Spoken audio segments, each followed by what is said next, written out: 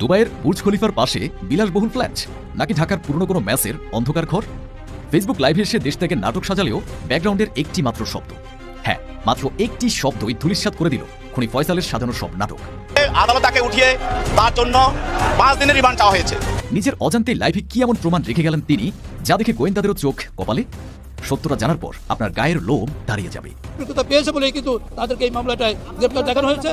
শহীদ শরীফ ওসমান হাদি, যা রক্তে রঞ্জিত হয়েছিল রাজপথ, যাকে নির্মমভাবে পৃথিবী থেকে সরিয়ে দেওয়া হয়েছিল, সে হত্যাকাণ্ডের মূল কারিগর শুটার ফয়সাল করিম মাসুদ এতদিন লাপাত্তা থাকার পর হঠাৎ ফেসবুক লাইভে নিজেকে নির্দোষ দাবি করে শোনালেন দুবাইয়ের গোল্ডেন ভিসার গল্প।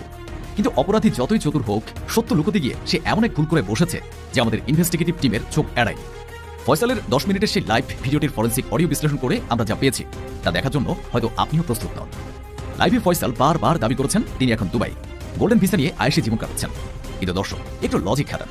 দুবাই পৃথিবীর অন্যতম শান্ত শহর, যেখানে অকারণে হর্ন বাজানো কঠিন অপরাধ। কিন্তু ফয়সালের ভিডিওটি হেডফোন লাগিয়ে একবার শুনুন। তার কথার ফাঁকে ফাঁকে স্পষ্ট শোনা যাচ্ছে রিকশার সেই চিরচেনা টুংটাং বেলের শব্দ, শোনা যাচ্ছে ঢাকার লক্কর ছক্কর বাসের কর্কশ হর্ন। মরুভূমির দেশ দুবাইতে কি ঢাকার রিকশা চলে, নাকি দুবাইয়ের রাস্তায় ঢাকার লোকাল বাস জ্যাম বাঁধায়? এখানে শেষ নয়, ভিডিওর ব্যাকগ্রাউন্ডে খুব নিচু স্বরে বাজছিল একটি বাংলা গান। দুবাইয়ের কোনো হাই রাইজ বিল্ডিং এর প্রাইভেসি ভেদ করে পাশের ফ্ল্যাট থেকে বাংলা গান ভেসে আসাটা কি কাকতালীয়, নাকি পুরোটাই সাজানো নাটক? এই রহস্যের জট কিন্তু এখানেই খুলছে না, সামনে অপেক্ষা করছে আরও বড় চমক। ফয়সালের এই নিখুঁত মিথ্যার মুখোশ আমরা টেনে ছিঁড়ে ফেলব। সত্যের সন্ধানে আমাদের এই সাহসিকতাকে সমর্থন জানাতে এখনই সাবস্ক্রাইব করুন স্রোত নিউজে। পাশের বেল আইকনটি চেপে দিন, কারণ অপরাধীদের গোপন আস্থানা আমরাই খুঁজে বের করি সবার আগে। ফয়সাল লাইভে একটি অদ্ভুত অজুহাত দিয়েছেন। তার 5 বছরের ভাগিনা নাকি তার মোবাইল ফোনটি ভেঙে ফেলেছে, তাই তার কাছে কোনো পুরনো তথ্য বা সিম নেই। একজন আইটি বিশেষজ্ঞ হয়েও তিনি এমন হাস্যকর কথা কেন বললেন? আসলে এটা কোনো দুর্ঘটনা নয়, এটি ছিল নিজেকে আড়াল করার এক সুপরিকল্পিত ছক। তিনি জানেন তার পুরনো ফোন বা সিম চালু থাকলে ডিজিটাল ফুটপ্রিন্ট বা টাওয়ার লোকেশন ট্র্যাক করে পুলিশ তাকে নিমিশেই ধরে ফেলবে। তাই কি ফোনটি তিনি নিজেই নষ্ট করে ফেলেছেন, নাকি নতুন ডিভাইসে নতুন পরিচয়ে ঢাকারই কোনো জনাকীর্ণ বস্তি বা কলোনিতে আত্মগোপন করে আছেন? নির্দোষ সাজার নাটকে ফয়সাল নিজের অজান্তে নিজের গর্ত করেছেন।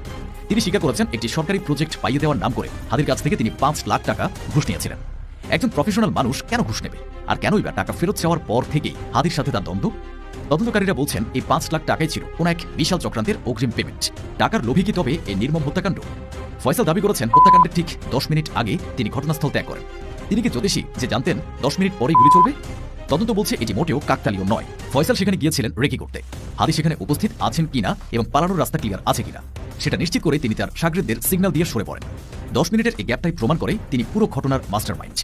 ফয়সালের দেখানো ভিসার কাগজ, দুবাইয়ের গল্প সবই ছিল এডিট করা জালিয়াতি অথবা পুরনো কাগজ।